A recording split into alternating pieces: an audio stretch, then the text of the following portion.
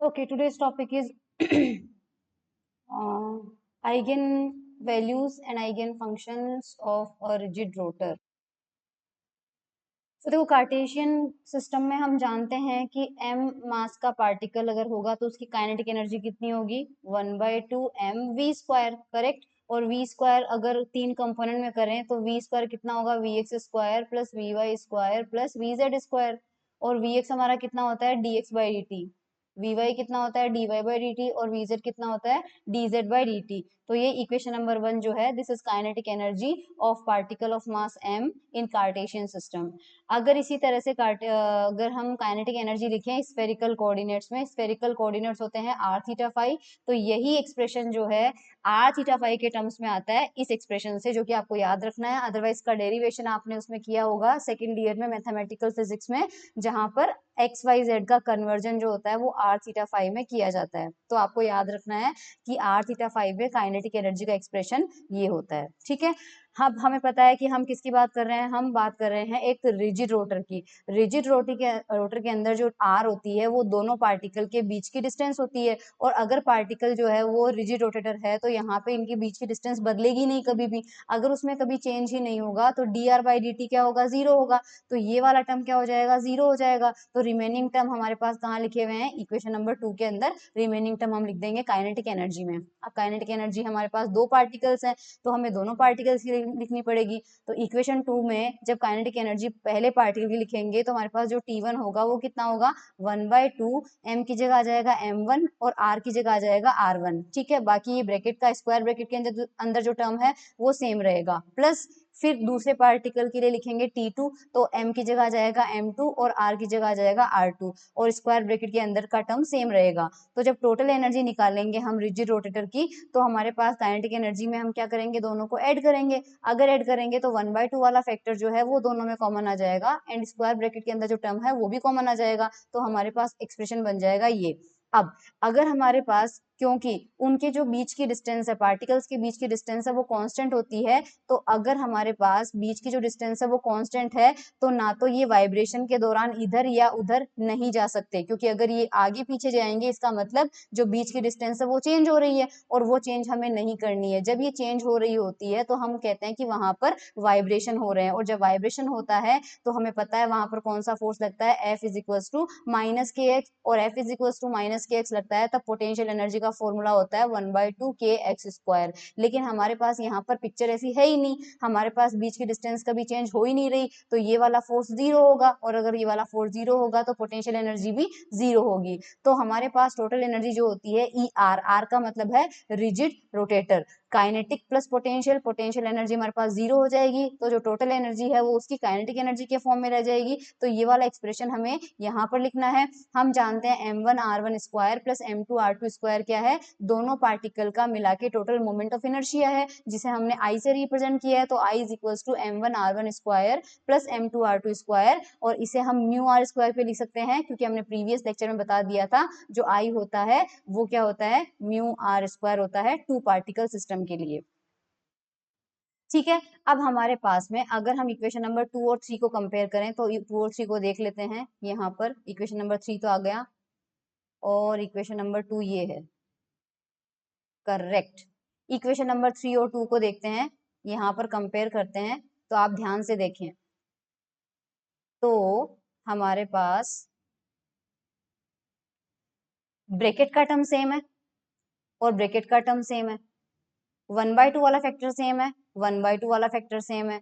मास जो है यहाँ पर m है और यहाँ पर कितना है m, I। तो m को रिप्लेस करना है हमें किससे, एक तो I से रिप्लेस करना है, और यहाँ पर r² आ रहा है और यहाँ पर r² नहीं आ रहा है, तो r² की जगह में 1 रखना है, यानी r की जगह में क्या रखना है, 1 रखना है। तो इक्वेशन 2 और 3 के कंपैरिजन से हमें ये पता चला, और साथ में यहाँ पर t था और जबकि यहाँ पर टोटल एनर्जी E है, इसका मतलब V हमारे पास क्या है, जीरो। तो तीसरी चीज क्या है, V इक्वल टू जीरो। तो हम क्या करेंगे, यूज करेंगे इन तीनों का, जहां पर m आएगा श्रोडिंगर इक्वेशन में, जहां पर m आएगा वहां वहां पर I पुट करेंगे, जहां पर R आएगा वहां पर 1 पुट करेंगे, जहां पर पोटेंशियल एनर्जी V आएगी वहां पर 0 पुट करेंगे। तो ये देख लीजिए आप, M is equal to I रखेंगे, R इज इक्वल टू 1 रखेंगे, साथ में ही V इक्वल टू 0 रखेंगे। ये मैं आपको आगे दिखाती हूँ। तो श्रोडिंगर इक्वेशन हम स्फेरिकल पोलर कोऑर्डिनेट में रखेंगे। तो स्फेरिकल पोलर कोऑर्डिनेट में प्रीवियस चैप्टर्स के अंदर हम देख चुके हैं, डेल स्क्वायर साई की जगह ये जो लाप्लासियन ऑपरेटर होता है ये आर, थीटा और फाई के टर्म्स में इस स्क्वायर ब्रैकेट से दिया जाता है, जो कि यहाँ पर दिया हुआ है। ये पूरा का पूरा डेल स्क्वायर है और ये वेव फंक्शन। तो डेल स्क्वायर साई हो गया plus 2m upon H cross square होता है यहाँ पे, 2m upon H cross square होता है यहाँ पे, और यहाँ e minus V psi equal to 0। ये नॉर्मल श्रोडिंगर इक्वेशन है जिसके अंदर हमें m equal to I put करना है, जैसा कि मैंने अभी बताया, r इक्वल टू 1 पुट करना है and v equal to 0 put करना है। तो ये v इक्वल टू 0 पुट करना है, यहाँ पर m equal to I put करना है और r इक्वल टू 1 पुट करना है। ये यहाँ पे 1 हो जाएगा, यहाँ पर भी 1 हो जाएगा, यहाँ पर भी 1 हो जाएगा और यहाँ पर भी 1 हो जाएगा। तो ये तीनों सब्स्टिट्यूशन करने के बाद आप वापस कर लेना, आपको मिल जाएगा इक्वेशन नंबर 5। तो इक्वेशन नंबर 5 तक आप आ जाएंगे। यहाँ पर ई की जगह अब हमने क्या ले लिया, ई आर ले लिया और हमें इक्वेशन 5 मिल गया। इक्वेशन 5 में हम देख पा रहे हैं कि आर तो गायब हो चुका है, राइट, इसीलिए साई भी क्या बन गया, थीटा फाई का फंक्शन बन गया। तो सेपरेशन ऑफ वेरिएबल वाला मेथड जो हमने प्रीवियस लेक्चर में या प्रीवियस टॉपिक्स में अप्लाई किया था वही यहाँ पर अप्लाई करेंगे। साई जो कि थीटा और फाई का फंक्शन है उसे दो अलग अलग फंक्शन के मल्टीप्लीकेशन के फॉर्म में रखेंगे, जहां एक फंक्शन है capital theta which is a function of small theta and second function is capital phi which is a function of small phi. तो सबसे पहले साई की जगह वो रखेंगे, तो ये मैं रख लेती हूँ क्योंकि यहाँ पर फिर कुछ चेंजेस किया जा रहा है। तो सबसे पहले अपन इसको लिख लेते हैं, हमारे पास जो एक्सप्रेशन मिला है इक्वेशन 5 को अपन एक बार वापस रख लेते हैं और उसमें इक्वेशन 6 को पुट करते हैं। इक्वेशन 6 ये कह रहा है कि जहां पर आपके पास साई मिला है उसे थीटा और फाई के टर्म्स में लिख लीजिए। तो मैंने इक्वेशन 5 यहाँ पर लिखी है, दिस वाज इक्वेशन 5, और इक्वेशन 5 के अंदर अपन क्या करेंगे, साई को थीटा फाई से रिप्लेस करेंगे। तो ये जो ब्रैकेट वाला टर्म है, इस ब्रैकेट वाले टर्म को एक बार एज इट इज लिखते हैं। करेक्ट, हमारे पास हो जाएगा 1 by sine theta del by del theta sine theta del by del theta plus 1 upon sine square theta del 2 upon del phi square. और यहाँ पर साई है, साई को मैं क्या कर रही हूँ, कैपिटल थीटा और कैपिटल फाई। ध्यान रहे कैपिटल थीटा केवल थीटा का फंक्शन है और कैपिटल फाई केवल फाई का फंक्शन है। प्लस, और प्लस में हमारे पास क्या है यहाँ पे 2i upon H cross square E R, और साथ में क्या है साई, साई को फिर से लिखो थीटा और फाई, और ये इक्वल टू क्या हो गया 0। अब देखो इसको अंदर लेके जाते हैं। फर्स्ट टर्म में आप ध्यान से देखिए, यहाँ पे अप्लाई होगा ये वेव फंक्शन जो है ये जाके सबसे पहले यहाँ पे अप्लाई होगा, लेकिन यहाँ पे आपके पास में क्या है, केवल थीटा के रेस्पेक्ट में डिफरेंशिएशन है यहाँ पर भी और यहाँ पर भी, यानी कि केवल थीटा का डिफरेंशिएशन होगा, फाई इस टाइम के लिए कांस्टेंट होगा तो फाई बाहर आ जाएगा। तो फाई को हम बाहर ले लेते हैं और वापस अंदर कर देते हैं 1 upon sine theta del by del theta sine theta, और अब यहाँ पर अप्लाई हो जाएगा हमारा थीटा अपॉन थीटा। ठीक है, अब ये करते हैं ये वाला। ठीक है, ये हमारे पास में अंदर केवल फाई का यहाँ पर डिफरेंशिएशन केवल फाई के रेस्पेक्ट में हो रहा है तो थीटा कांस्टेंट आ जाएगा। तो प्लस हमारा इस बार थीटा कांस्टेंट आ गया और अपॉन में क्या है साइन स्क्वायर थीटा, और साथ में del 2 upon del phi square, और ये किसका होगा, केवल कैपिटल फाई का होगा।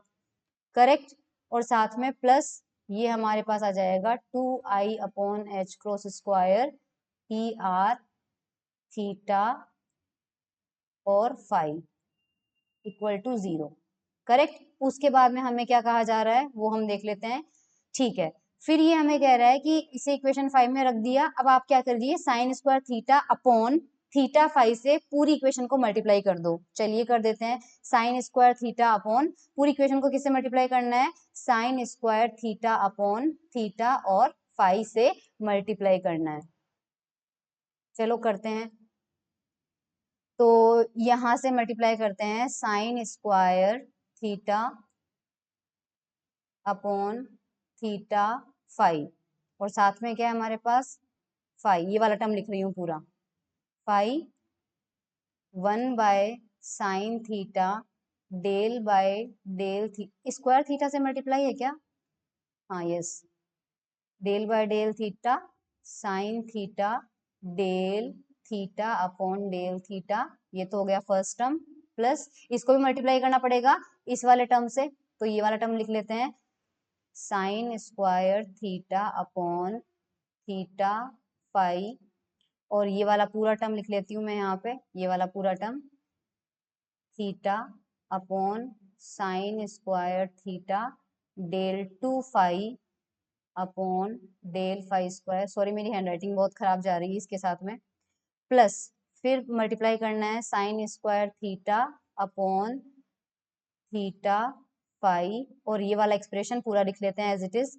2i/h cross square er theta phi equal to 0। अब जो टर्म्स कैंसिल आउट हो रहे हैं उनको कैंसिल आउट करो, देखो सबसे पहले यहाँ फाई से फाई कैंसिल आउट होगा, इस एक साइन थीटा से एक साइन थीटा कैंसिल आउट हो जाएगा बस, यहाँ पर थीटा से थीटा कैंसिल आउट हो जाएगा, साइन स्क्वायर से साइन स्क्वायर कैंसिल आउट हो जाएगा, यहाँ पर थीटा फाई से थीटा फाई कैंसिल आउट हो जाएगा, जो रिमेनिंग टर्म है वो लिख लेते हैं। तो यहाँ पर तो बच रहा है हमारे पास में एक साइन थीटा ऊपर बच रहा है, नीचे कैपिटल थीटा, और ब्रैकेट में हमारे पास आ रहा है, ये तो हट ही गया, del by del theta sine theta del theta upon del theta, ये तो फर्स्ट टर्म बचा, प्लस सेकेंड टर्म में हमारे पास 1/5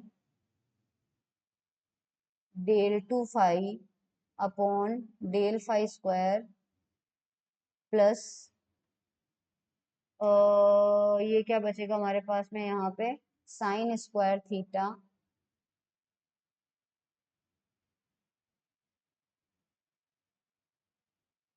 साथ में 2i/e/r upon h cross square equal to 0, correct, ये बचा हमारे पास में। अब देखो ये जो ब्लू कलर में इक्वेशन है सेम टू सेम ये इक्वेशन हमें मिली है क्या, देखते हैं। तो इक्वेशन नंबर 7 को देख लीजिए, इक्वेशन नंबर 7 में यही फर्स्ट टर्म मिला है हमें, यही हमें थर्ड टर्म मिला है, और जो सेकंड टर्म मिला है उसे राइट हैंड साइड में भेजेंगे तो वो माइनस का हो जाएगा, तो इक्वेशन 7 जो है वो हमें मिल चुकी है। इक्वेशन 7 के अंदर लेफ्ट हैंड साइड वाला जो फंक्शन है वो केवल थीटा पे डिपेंडेंट है, राइट हैंड साइड वाला फंक्शन केवल फाइव पे डिपेंडेंट है।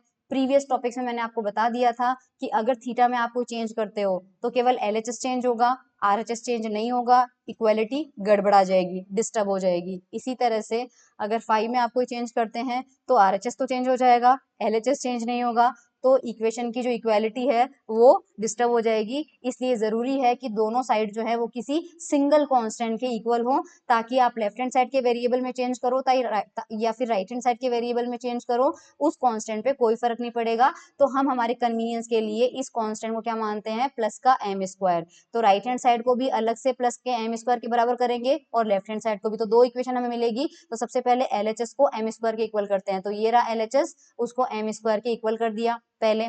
अब इसको थोड़ा सा रीअरेंज करेंगे, रीअरेंज करने पर यहाँ पे देखो क्या किया है, रीअरेंज करने पर ये टर्म तो एज इट इज है पूरी, और राइट हैंड साइड का भी मैं बता देती हूँ। राइट हैंड साइड को इसको प्लस का एम स्क्वायर के इक्वल करेंगे, तो इसको प्लस और उसके बाद में क्या करेंगे अपन, तो सबसे पहले आरएचएस वाला कर लेते हैं, माइनस का 1/5, पहले आरएचएस का कर लेते हैं, माइनस का 1/5 del two phi upon del phi square जो था वो एम स्क्वायर के बराबर था। तो यहाँ से अपन क्या लिख सकते हैं, इस फाई को उधर भेज देते हैं, ठीक है। तो इस फाई को उधर भेजना चाहिए क्या हमें, जस्ट अ मिनट, यस। तो ये हट जाएगा यहाँ से और ये यहाँ मल्टीप्लाई हो जाएगा, फिर दोनों को एक साइड ले लेते हैं, तो del two phi upon del phi square plus m square phi equal to 0, ठीक है। तो ये इक्वेशन तो आपको मिल जाएगी, ये इक्वेशन है हमारी इक्वेशन नंबर 9। तो इक्वेशन 9 में तो कोई दिक्कत नहीं है, यहाँ से इक्वेशन नंबर 8 में पहुंचने के लिए हमें कुछ एडजस्टमेंट करने पड़ेंगे। मैं वही एडजस्टमेंट देख लेती हूँ। सबसे पहले इस पूरे टर्म को 2i/e/r/h क्रॉस स्क्वायर को तो क्या लिख दिया, बीटा लिख दिया, तो इस पूरे टर्म को तो हमें बीटा लिखना है। तो ये वाली इक्वेशन में एक बार लिख लेती हूँ एज इट इज।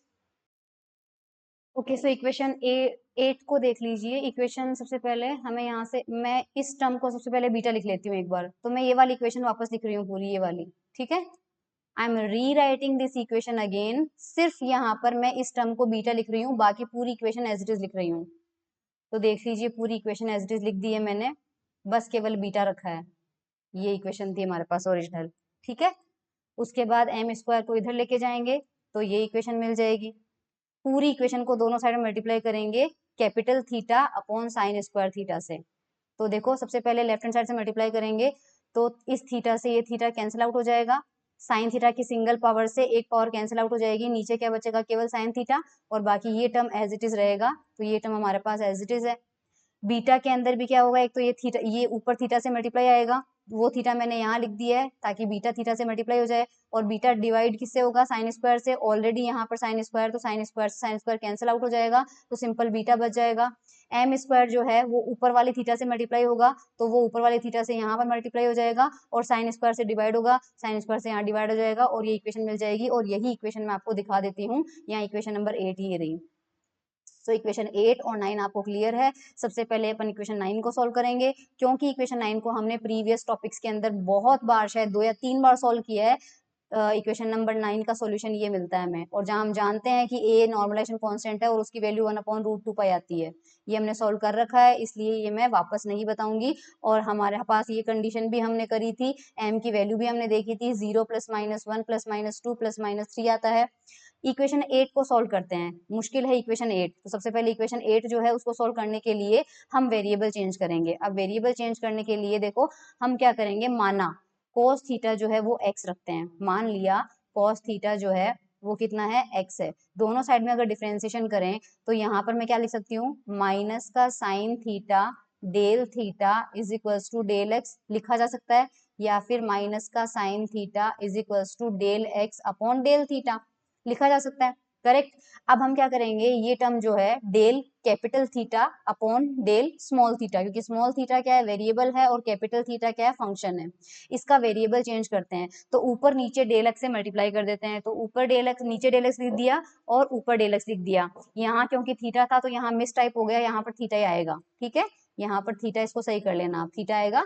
अब हमारे पास इसको हमने अभी अभी वैल्यू निकाली है, del x upon del theta, del x upon del theta की वैल्यू हमने निकाली है माइनस का साइन थीटा, तो माइनस का साइन थीटा लिख दिया, साथ में ये टर्म जो है वो एज इट इज आएगा, और यहाँ पे नीचे एक्स आएगा, ठीक है। तो इस थीटा की जगह यहाँ पे एक्स आएगा, ये भी आप टाइप जो है वो सही कर लेना, इसको प्रिंट मिस्टेक हो गई, ये मिला। तो अब सबसे एलएचएस में हमें मिला है del capital theta upon del small theta, और सबसे आरएचएस में हमें मिला है ये माइनस का sine theta del capital theta upon del x. अगर फंक्शन को हटाएं, सिर्फ ऑपरेटर फॉर्म में लिखें, तो फंक्शन को फंक्शन से काट दो, तो इधर क्या बचेगा, ऑपरेटर फॉर्म में डेल बाय डेल थीटा, और उधर क्या बचेगा, माइनस का sine theta del by del x, तो माइनस का sine theta del by del x. अब इसे इक्वेशन 8 में रखने पर हमें जो इक्वेशन है वो एक्स में मिल जाएगी। अब इक्वेशन 8 जो हमें मिली है उसमें हमें डेल बाय डेल थीटा की जगह ये वाली वैल्यू पुट करनी है, तो देखते हैं।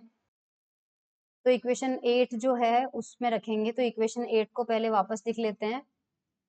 तो ये रही इक्वेशन 8, देखिए दिस इज इक्वेशन 8। मैं इसको वापस लिख रही हूँ एक बार, जो हमें ये मिली थी,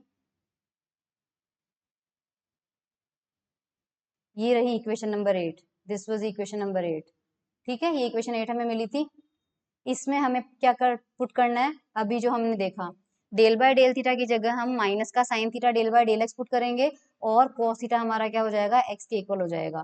तो सबसे पहले मैं दूसरा कलर ले लेती हूँ, so it will be easy for you to understand. Blue colour ले लिया मैंने। सबसे पहले आप ध्यान से देखना, ये 1/sin थीटा जो है ये एज इट इज लिखा है, ओके। यहाँ पर क्या है, del by del theta, del by del theta की जगह हम क्या रखेंगे, ये टर्म रखेंगे, तो ये वाला पूरा टर्म रखा मैंने डेल बाय डेल थीटा के अंदर। और यहाँ पर फिर क्या है, साइन थीटा, फिर से साइन थीटा रखा, और फिर यहाँ पर क्या है, डेल बाय डेल थीटा है, तो ये डेल बाय डेल थीटा की जगह रखा, और ये किस पे ऑपरेट हो रहा है, कैपिटल थीटा पे, और ये कैपिटल थीटा पे ऑपरेट हो गया, करेक्ट। फिर यहाँ पे beta minus m square upon sine square theta को एज इट इज रखा है, उसमें कोई चेंज नहीं किया है, तो बीटा माइनस, ये रहा बीटा माइनस एम स्क्वायर, और ये साइन स्क्वायर थीटा है। अगर आपके पास कॉस थीटा की वैल्यू एक्स है तो कॉस स्क्वायर कितना हुआ, एक्स स्क्वायर हुआ, और साइन स्क्वायर थीटा कितना होता है, 1 माइनस कॉस स्क्वायर थीटा, तो यहाँ पर कितना आ जाएगा, 1 माइनस एक्स स्क्वायर, तो ये वैल्यू हमें मिल जाएगी। अब जो टर्म कैंसिल हो रहे हैं उनको कैंसिल करो, इस साइन थीटा से ये साइन थीटा कैंसिल आउट हो जाएगा, और यहाँ पे देखो एक माइनस साइन है, एक माइनस साइन यहाँ पे है, तो यहाँ पे प्लस साइन आ जाएगा। अब यहाँ पे बचा सबसे बाहर क्या बचा, del by del x, del by del x, यहाँ पर साइन थीटा है और यहाँ पर साइन थीटा है, तो दोनों मल्टीप्लाई होकर साइन स्क्वायर हो गया। साइन स्क्वायर कितना होता है, 1 माइनस कॉस स्क्वायर, और 1 माइनस कॉस स्क्वायर कितना हो जाएगा, 1 माइनस एक्स स्क्वायर, और ये टर्म जो है वो यहाँ पर एज इट इज आ गया, और जो बीटा वाला टर्म है उसे एज इट इज छोड़ दो, और ये हमारे पास फंक्शन हमें मिल गया। और ये इक्वेशन जो है, ये इक्वेशन हमें यहाँ मिली हुई है बुक में, मैं दिखा देती हूँ, इक्वेशन नंबर 12, इक्वेशन नंबर 12 देख लो, ये हमें मिली है अभी, ठीक है। अब हम क्या करेंगे, इक्वेशन नंबर 12 को डिटेल में सॉल्व नहीं करेंगे, लेकिन ये कह रहा है कि क्वांटम मैकेनिक्स के अकॉर्डिंग इक्वेशन 1 तभी वैलिड रहेगी जब इस बीटा पर कुछ कंडीशन लग जाए, और वो बीटा की वैल्यू सॉल्व करने से क्या मिलती है, j इंटू जे प्लस मिलती है, जहां पर j क्वांटम नंबर है, रोटेशनल क्वांटम नंबर बोलते हैं इसको, और j की अलाउड वैल्यूज कौन सी होती है, 0 1 2 3 एंड सो ऑन होती है। इसके अलावा जो इक्वेशन नंबर 12 है वो Legendre associated Legendre differential equation है, इसके जो सॉल्यूशन होते हैं वो लेजेंड्रे पॉलिनोमियल्स होते हैं। लेजेंड्रे पॉलिनोमियल को कैसे लिखा जाता है ये ध्यान रखना, एसोसिएटेड लेजेंड्रे पॉलिनोमियल उस इक्वेशन के सॉल्यूशन होते हैं, इन्हें लिखा जाता है कैपिटल P, ऊपर m है नीचे j है, ब्रैकेट में cos थीटा है, ऐसे लिखा जाता है। तो हमारे पास इक्वेशन 12 जो है वो किस में है, कैपिटल थीटा में है केवल, तो सॉल्व करेंगे तो किसकी वैल्यू मिलेगी, कैपिटल थीटा की वैल्यू मिलेगी। तो कैपिटल थीटा की वैल्यू क्या मिलेगी, एसोसिएटेड लेजेंड्रे पॉलिनोमियल जो उसके सॉल्यूशन होंगे, और साथ में क्या मिलेगा, कांस्टेंट मिलेगा हमें, ठीक है। नॉर्मलाइजेशन से इस कांस्टेंट की वैल्यू निकाली जा सकती है। अब हम आइगेन फंक्शन की बात करते हैं। हमारा जो साई था वो थीटा और फाई का मल्टीप्लीकेशन था, तो यहाँ पर जो इक्वेशन 12 है वो थीटा में था, तो थीटा वाले का सॉल्यूशन तो आ गया ये जो p में है, और जो फाई वाली इक्वेशन थी इफ यू रिमेम्बर उसका सॉल्यूशन हमारे पास था a e की पावर i m फाई, तो इसका एक कांस्टेंट और a इसका एक कांस्टेंट, दोनों मिलके नया कांस्टेंट बन गया n, तो यहाँ पे हमने कांस्टेंट लगा दिया n, तो कंप्लीट सॉल्यूशन हमें मिल गया। अब इस n की वैल्यू हमें निकालनी पड़ेगी, तो यहाँ पर इस इक्वेशन की वैल्यू निकाली हुई है कि integration psi star psi dv equal to 1 कर लो, अगर पूरा जितनी भी वैलिड लिमिट्स है आपके पास में, तो यहाँ पे मोड ऑफ साई स्क्वायर कर दिया, और हमारे पास में जो भी उसकी क्योंकि हमारे पास में r तो है ही नहीं, केवल थीटा और फाई में है, तो साइन थीटा डी फाई, जो वॉल्यूम एलिमेंट है उसमें केवल थीटा और फाई वाला टर्म जो है वो हमारे पास साइन थीटा डी फाई लिया है हमने, और हमें पता है थीटा की लिमिट क्या होती है, 0 टू पाई होती है, और फाई की लिमिट क्या होती है, 0 टू 2 पाई होती है। जब इसको इक्वल टू 1 रखेंगे तो यहाँ पर सॉल्व किया है, ये पूरा सॉल्व किया है, देखो इक्वेशन के अंदर वैल्यू पुट करिए, सबसे पहले साई की वैल्यू पुट करी तो इसका स्क्वायर आ गया और इसका स्क्वायर आ गया, 2 पाई एन स्क्वायर बाहर आ जाएगा क्योंकि फाई के अंदर ये रहा, इस ये तो वैल्यू 1 हो गई, क्योंकि इसमें मोड का स्क्वायर लेंगे तो एक बार आयोटा आएगा, एक बार बिना आयोटा का आएगा, केवल फाई पे लगेगा तो 2 पाई आ जाएगा, एन स्क्वायर आ जाएगा, केवल पॉलिनोमियल आ जाएगा। जब इसको सॉल्व करते हैं तो इसको सॉल्व करने के बाद आपको एन की वैल्यू मिलती है इक्वेशन नंबर 16, जो कि काफी कॉम्प्लिकेटेड वैल्यू है, that's why we are not deriving it, ठीक है। तो एन की वैल्यू हमें पता चल गई। अब ये देखा गया है कि जो ये यहाँ पर ये m है, मैग्नीट्यूड ऑफ m है, इसकी वैल्यू हमेशा j से या तो इक्वल होती है या उससे कम ही होती है, तो हर j के करस्पॉन्डिंग m के जो कितने वैल्यूज होते हैं 2j प्लस 1, ये बिल्कुल वैसे ही है जैसे हर l के करस्पॉन्डिंग l की कितनी वैल्यूज होती है, स्मॉल जो ml की कितनी वैल्यूज होती है 2l प्लस 1, करेक्ट। s में भी हमने देखा, s में ms की कितनी वैल्यूज होती है 2s प्लस 1, तो उसी तरह से j में क्या होता है 2j प्लस 1 वैल्यूज होती है, तो 2j प्लस 1 वैल्यूज होती है। अब हमारे पास में क्योंकि जब वेव फंक्शन केवल थीटा और फाई का होता है, तो इफ यू रिमेम्बर जब साई आर थीटा फाई का हुआ करता था तो हमने सबसे पहले उसको कैपिटल आर और कैपिटल वाई में मल्टीप्लाई किया था। कैपिटल आर जो था वो स्मॉल आर का था और वाई जो था वो थीटा और फाई का था, और इस वाई को हमने स्फेरिकल हार्मोनिक्स कहा था। अब क्योंकि साई हमारे पास थीटा फाई है तो हम उसे वाई से रिप्रेजेंट कर सकते हैं, जिसे हम स्फेरिकल हार्मोनिक्स भी कह सकते हैं। तो ये वाली वैल्यू जो है वो कंप्लीट वेव फंक्शन जो है वो हमारा कैसा होगा, ये हमारा थीटा का पार्ट, ये हमारा फाई का पार्ट, और ये हमारा नॉर्मलाइजेशन कांस्टेंट कैपिटल एन की वैल्यू, तो ये हमारा साई जो है वो कंप्लीट आ गया। And these are called eigen function, ये हमारे रिजिड रोटेटर के आइगेन फंक्शन होंगे, ठीक है। दीज आर आइगेन फंक्शन, ये हमारे आइगेन फंक्शन होंगे। एक्चुअल में क्या था आइगेन फंक्शन? आइगेन फंक्शन था नॉर्मलाइजेशन कांस्टेंट, फिर जो थीटा का सॉल्यूशन था वो p वाला पार्ट था, और फिर e की पावर i m फाई जो था फाई का सॉल्यूशन था। फिर n की वैल्यू हमने रखी थी सॉल्व करके, तो सॉल्व करने के बाद जो साई वैल्यू आ वो मिला आइगेन फंक्शन। आइगेन फंक्शन के अलावा हम आइगेन वैल्यूज भी निकालते हैं। आइगेन वैल्यूज निकालने के लिए हम बीटा पे जाते हैं। बीटा की वैल्यू थी 2i ER/h² और हमने बीटा की वैल्यू जो इक्वेशन 12 थी उसको सॉल्व करके निकाला, तो j इंटू j+1 था। इन दोनों को इक्वेट करेंगे, इक्वेट करके ER की वैल्यू निकालेंगे, तो ER की वैल्यू ये मिलेगी, और j हमारे पास 0 1 2 है, तो हमारे पास में एनर्जी जो है वो क्वांटाइज होगी, और क्वांटाइज एनर्जी की ये आइगेन वैल्यूज होगी। ठीक है, तो साई के करस्पॉन्डिंग ये हमारे पास क्वांटाइज हो, और ये एनर्जी के जो मान है इन्हें ही आइगेन वैल्यू कहते हैं। करेक्ट, तो ये था eigen values and eigen function.